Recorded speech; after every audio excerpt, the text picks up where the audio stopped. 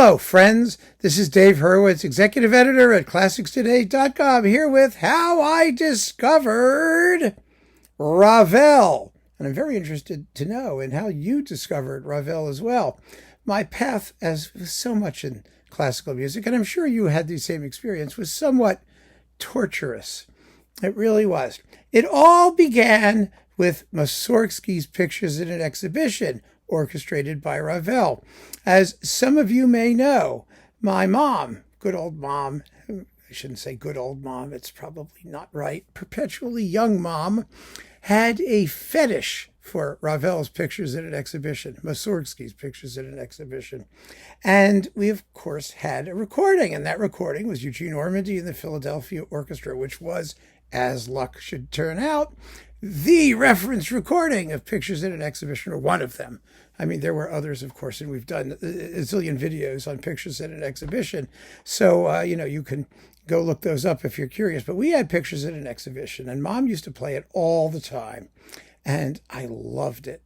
We all loved it. I mean, everybody in the house knew it. It was one of those things. We just grew up with it. So it was by Mussorgsky. And Mussorgsky is a difficult name to pronounce. It still is for me. For a long time, I thought he was Mussorgsky. And it was orchestrated by Ravel.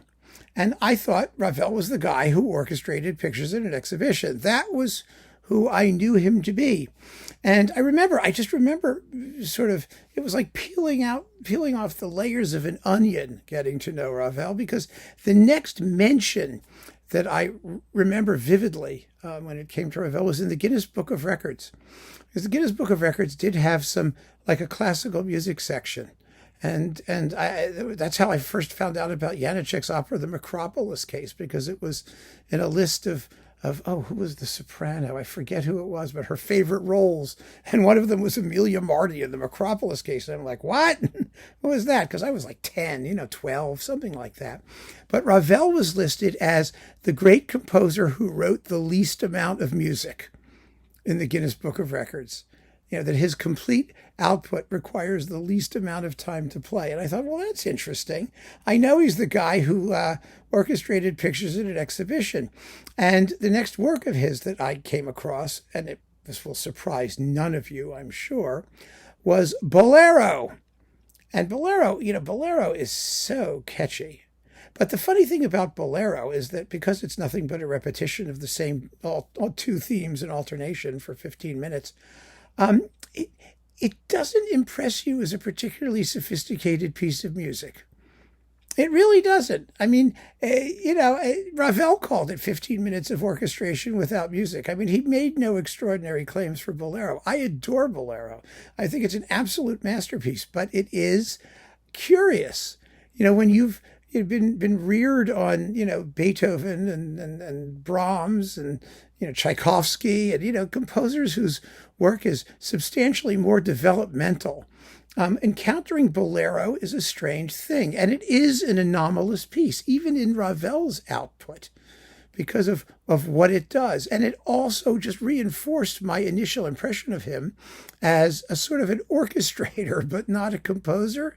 I mean, I loved Bolero, and I had the Skrovichevsky recording of it because I got, when I was a kid, I somehow persuaded my parents to get me some of those televised classical music collections. Remember, I'm sure you'll recognize this lovely melody as Stranger in Paradise, that guy. But did you know the original theme was actually the Polvetzian Dance No. 2 by Borodin? So many of the world's best loved melodies were actually written by the great masters, like these familiar things. Yeah, da da da da da da da da. I mean, it was one of those. It was on there. But only like 2 seconds of it. There was a collection that appeared on television around the same time of complete works. It was like a 12-disc set of, it was taken from the Vox catalog. I mean, it was cheapy stuff with horrible pressings, but it cost like $10. And my parents got it for me. And that had the Skrovichevsky Bolero, which was absolutely wonderful. And so I was actually finally able to listen to the whole thing.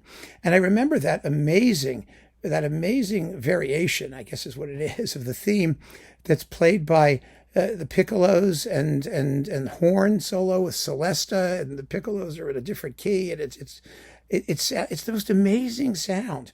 And it sounds like an organ pipe is what it sounds like. And I was listening to that going, what is that? And I played it for my mom, and I said, what is that? We thought it was an organ. I mean, we didn't have a score or anything. We had no idea. It was so interesting. The sounds that Bolero made as it was Bolericizing its way, along were really just fabulous.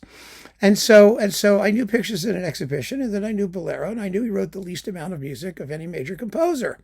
And after that, as they say, I just started collecting records, and I got Daphnis and Chloé. Well, wasn't that a revelation? Because it's, a choreographic symphony, and it has themes that reappear and leitmotifs, and it develops and it does things, and it's an hour long, and it has this chorus. And what really freaked me out about Daphnis and Chloé is that I've told this story before, but I remember it was definitely a landmark in my understanding of Ravel, is that I was very sick. I have asthma, and I had a really lousy asthma attack, and I was home trying to breathe, and I was up all night because they used to give you this horrible medicine that was, theophylline and other things that made your heart pound, and adrenaline, and So I'm up in the middle of the night, and I used to listen to the all-nighter music program on WQXR, it was then, I think, and they did Daphnis and Chloé. And I finally got to sleep. I mean, at some point, like 2 or 3 in the morning, I dozed off. And, I had a vaporizer going and steam coming. It was disgusting. And I woke up in the middle of the choral interlude before the scene in the pirates' camp. And it was just the chorus going, woo, that whole thing. And oh my God, it was scary. I mean, you can't, I was sick. I couldn't breathe. I'm listening to this weird music humming and hooing along.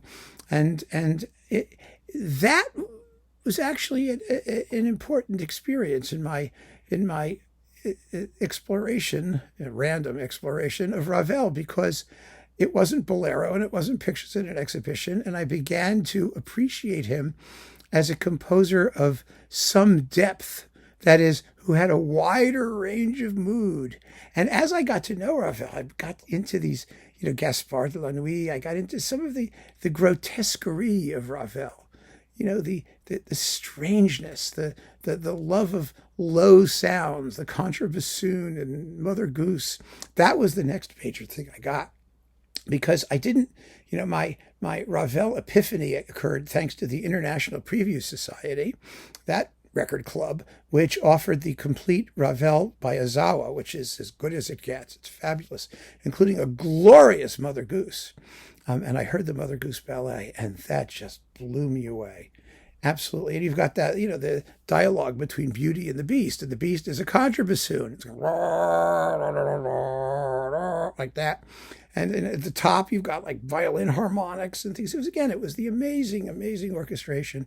But finally, I got Ravel not just as orchestration, as abstract sounds or arrangements of other people's music, but as someone who used sonority, in furtherance of a poetic aim. And that poetic aim had quite a range of expression in it between Daphnis and Chloé, which just scared me to death, and Mother Goose, and then all the other stuff. Of course, Bolero was there, and La Valse, and all the other orchestral works. And I got to know those while I was also getting to know some of the piano pieces.